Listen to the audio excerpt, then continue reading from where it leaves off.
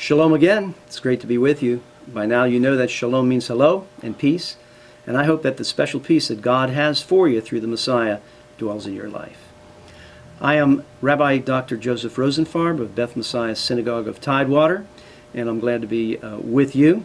I invite you to see us on the web and see all the videos that we've made and the various activities at Beth Messiah.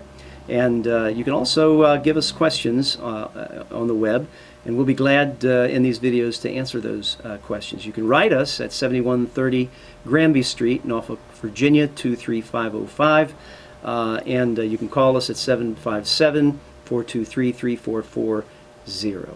Now, by now we've entered into the Festival of Lights, Hanukkah. Last time I talked a little bit about the roots of Hanukkah. It's a wonderful holiday. It's a holiday where we eat special foods. We send gifts to one another, and it's a very joyous holiday in Jewish homes. And I wanted to read something from the scripture that relates, I believe, to the menorah. The menorah for Hanukkah is called a Chanukiah, and it consists really of 9 candles. One servant's candle, one shamash candle, or shamash in Hebrew, and 8 other candles for the 8 days of Hanukkah. And the way that the candles are lit, of course, the shamash is lit first, and then it lights the other candles, 1 candle for each day. First day, 1 candle, second day, 2 candles, and so forth, until we have 8 full candles. Now, originally, in ancient times, the menorah actually was outside the home as a light to all who passed by. But in times of persecution, it was thought better to bring the menorah inside the home to avoid ridicule, to avoid vandalism, and to avoid any kind of attack. Wouldn't it be wonderful if we went back to that old system where the menorah was on the outside as a testimony to others?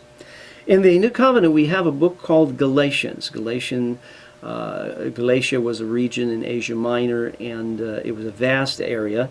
And in that particular book, Rabbi Saul of Tarsus, known as Paul, writes about what he calls the fruit of the Spirit, the fruit of being a person filled with the Ruach HaKodesh, and working that out in practical life. And oddly enough, there are 9 of these fruits of the Spirit. And let's go through these and see how the menorah of our life might be lit, especially in this festival of Hanukkah, the Feast of Lights. And I read from chapter 5 of Galatians in the Brit Chadasha, the New Covenant, and verse 22. But the fruit of the Spirit, first of all, is love, joy, peace, long-suffering, gentleness, goodness, faith, meekness, temperance.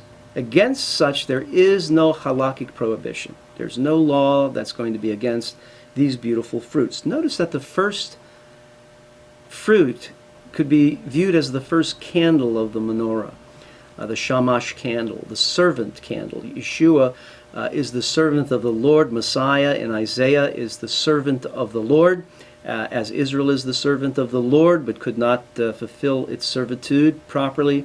So the Messiah, the perfect Israel, arose to do that. And notice that the first candle is love. And we know from the scriptures that God is, among other things, light, and God is a spirit, and God is also love.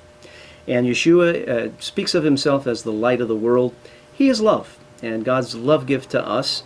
And if we're going to have any other fruit in our life, love has to be the one to light everything else. Anything else that is duty without love really is much less than what God intended for us and much less effective. You know that when things are done in love, they're received in a different way. So love will light joy. When love abounds, joy is easy to have. When you have joy, you're going to be able to light that second day of peace.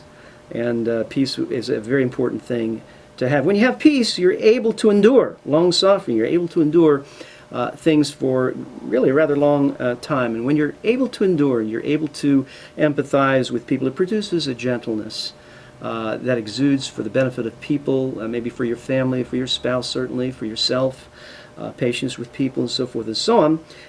Gentleness inspires goodness. It inspires good deeds. It inspires a good-hearted attitude towards your fellow man. piety, really. And then goodness inspires faith. And as you see goodness expand in people's lives and change their lives, your faith grows that God is working in the world and that He has used you as a vessel. And as your faith grows, your meekness grows because you realize it's God that's done it through you. It's God's power that has done it. Your faith has been enlarged by God. So you're meek. You're not willing to retaliate. You're willing to allow the Lord to fight your battles, and you're not out for vengeance. And when you learn to control your vengeance and are meek, then you'll be moderate. You'll have self-control. Your mind won't race immediately, jump into something evil or something retaliatory or an immediate response to something. You'll learn self-control. And when you learn self-control, you will have completed the 8 days. And there is no Torah, there is no halakha, there is no law of mankind that's going to be against these things. So maybe in this festival, you might turn to Galatians 5. And each day reflect, which candle is lit today? Are all my candles going to be lit? What do I need to work on? God, where do you need to touch me so that my menorah will be lit? I too want to reflect Yeshua, the light of the world. Shalom and Chag Sameach. Happy holiday.